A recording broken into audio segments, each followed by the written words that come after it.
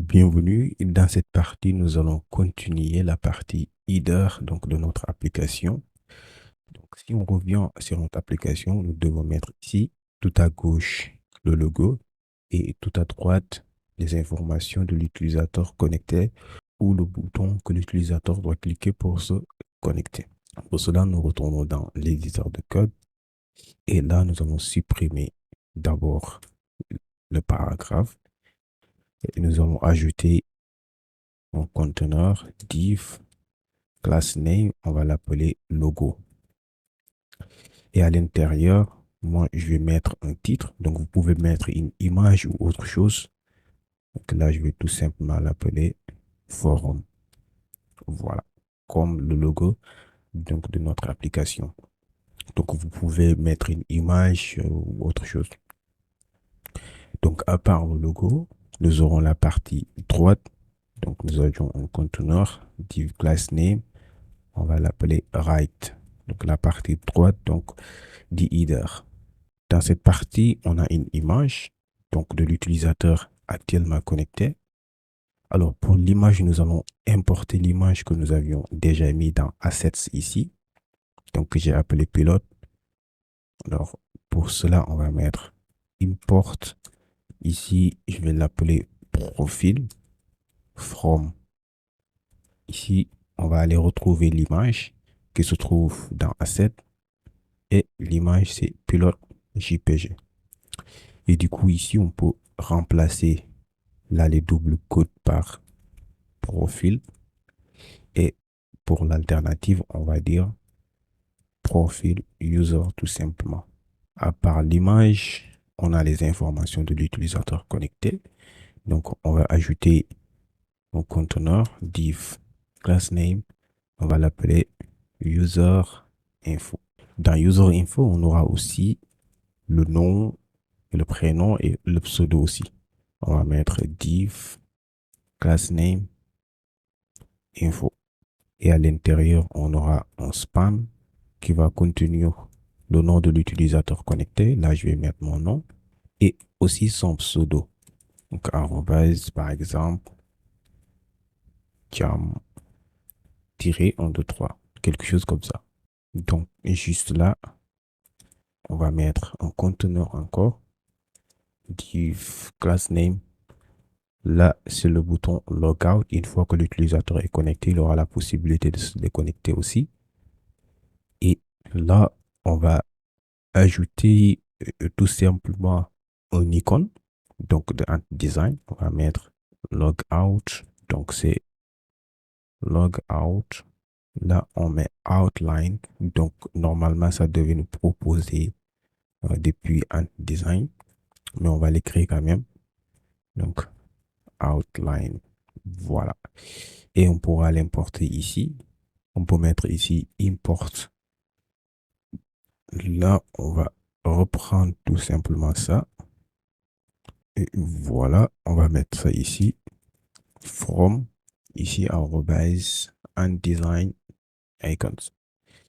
On enregistre. Donc, voilà pour l'instant la partie HTML des headers. Maintenant, si on revient dans le navigateur, on aura quelque chose qui ressemble à ça. Donc, c'est un peu moche. Il nous faut du CSS pour styliser tout ça. Alors, on va passer à la partie CSS. Du coup, pour la partie CSS, ici, on va ajouter des éléments dans notre balise header.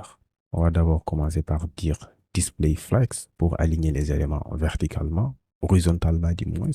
Ensuite, on va dire align items center, justify content. Ici, on va mettre space between.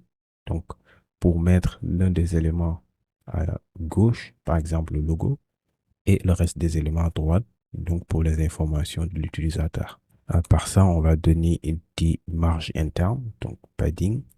Donc de haut et en bas, on va dire c'est 0, mais de droite, de gauche et de droite, on va dire c'est 20 pixels. Voilà, on enregistre, on va vérifier et on a quelque chose comme ça, on a le logo à gauche et les informations de l'utilisateur à droite.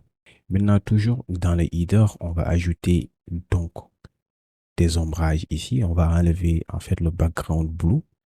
On va laisser le background à white et on va juste ajouter des ombrages pour le header. Donc pour cela, c'est très simple. On revient toujours dans le header, box shadow, et vous pouvez ajouter avec moi cette propriété. Donc on aura 0 pixels, 6 pixels, 5 pixels, 0 pixels encore, et la couleur, donc on mettra tout simplement hashtag C2, C2 et C2. Donc on aura à peu près cette couleur-là. Donc on va supprimer aussi le background color blue ici. On enregistre et on va aller voir à quoi ressemble notre header. Donc on a quelque chose qui ressemble à ça. Donc plutôt cool, non? Alors maintenant on va s'occuper de la partie droite donc du header, à savoir l'image. On va réduire la taille. On va aligner en fait les informations et le bouton de déconnexion. Pour cela, toujours avec du CSS, on va maintenant attaquer la partie right, donc la classe right ici. On va mettre ici header, suivi de la classe right ici. Et là, à l'intérieur, on va mettre un display flex pour aligner les éléments horizontalement. Donc, align items, on va les centrer. Et justify content, on va mettre un justify content. On va mettre un space round. Voilà, on a ça. Et si on vérifie à nouveau, on voit que l'image et les informations sont bien alignées. Voilà. Donc, on va réduire la taille de l'image. Donc, pour cela, on va attaquer l'image. On va dire header right img. Donc, on a la classe right et à l'intérieur, on a la balise img. Donc, img, on va dire sa largeur width. Donc, on va dire width ici, c'est 70 pixels. Et height, on va dire aussi que c'est 70 pixels pour avoir un carré. Et on va arrondir ça pour avoir un cercle. On va dire border radius qui va être égal à 50%. Voilà. On va ajouter aussi un border qui va être égal à 2 pixels et solide. Donc la couleur par défaut, c'est black. Et on va mettre un margin right. Donc un margin right qui va être égal à 6 pixels tout simplement. Donc on va aller voir ce à quoi ça ressemble. On a l'image qui est bien arrondie et la taille aussi est raisonnable. Et on a les informations, donc l'utilisateur juste à côté. Maintenant, pour les informations de l'utilisateur et le bouton de déconnexion, on doit avoir ici une petite marge. Donc, pour cela, on va cibler ici User Info. Donc, par rapport à Logout, on peut toujours emprunter le même chemin. C'est Header, Right. Et là, on va mettre un User Info. Et là, on va mettre un Margin Right qui va être égal à 6 pixels aussi. Ou bien on met 10 pixels.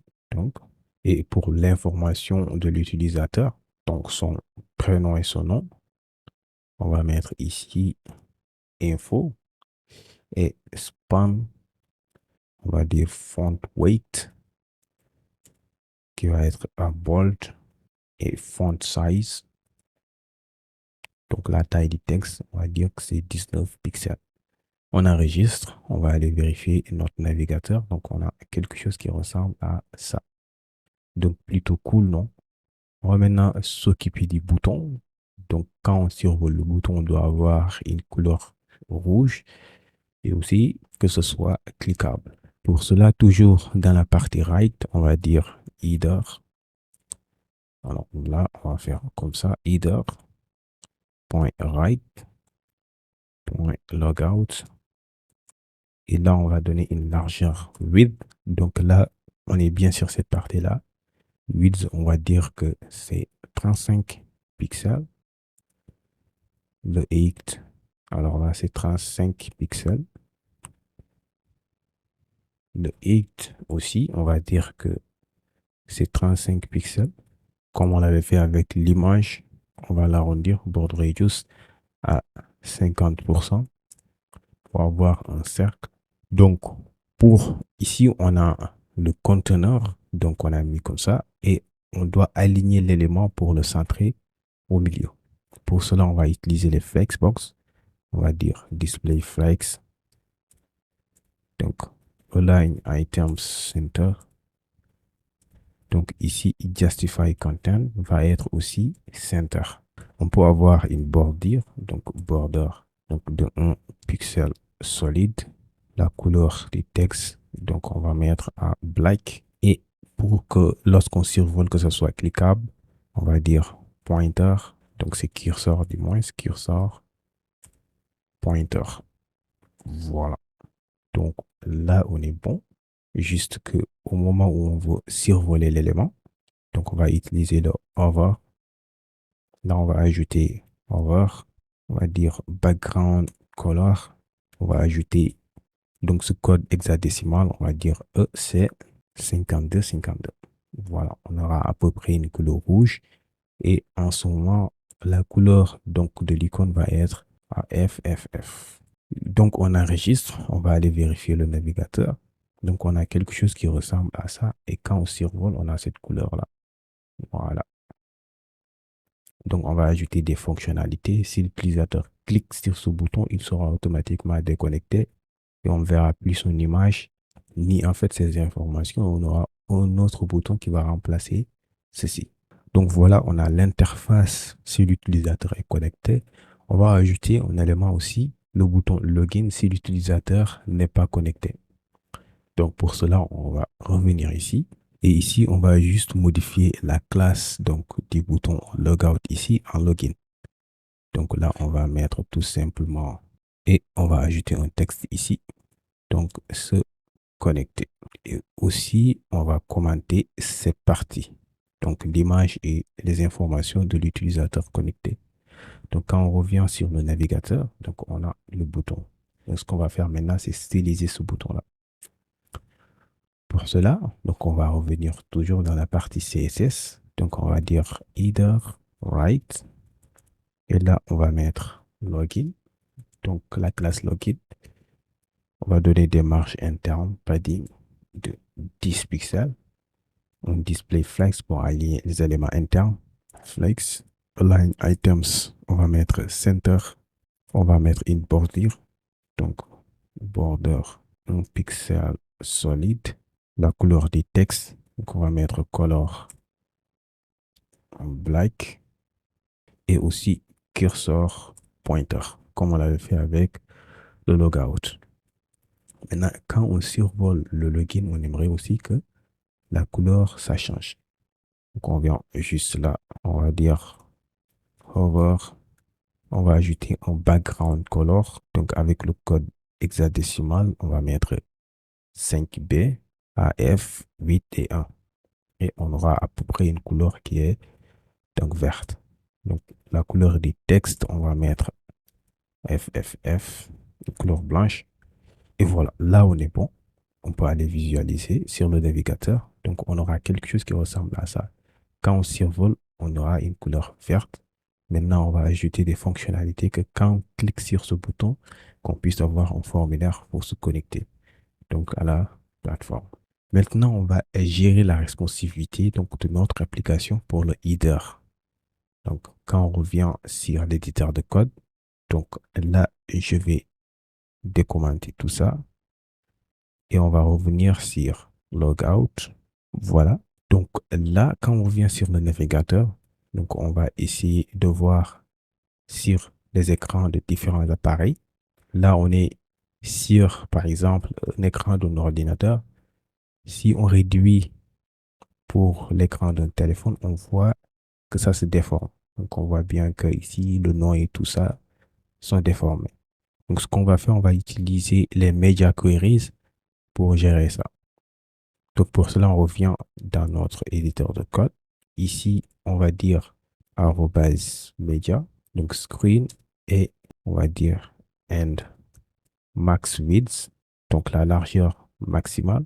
Alors là, on va aller voir à quel moment donc on a déformation. Donc quand on réduit, on réduit, on réduit, on réduit.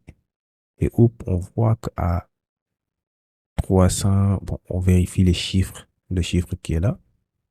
Donc à 300, voilà, à 350, ah non, à 349 déjà, il y a des formations. Donc, mais on va retenir 350.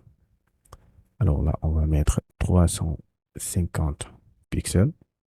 Donc, arrivé à cette largeur-là, on va dire que le logo, la taille du logo va diminuer. Donc, on va dire header pour un logo, donc H1.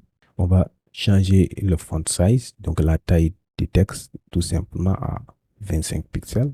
Ensuite, le header, donc on va mettre header ici, right, la partie right. Pour l'image aussi, on va diminuer un peu la largeur et la hauteur de l'image. On va mettre IMG, donc width qui va être égal à 50 pixels et aussi à 50 pixels.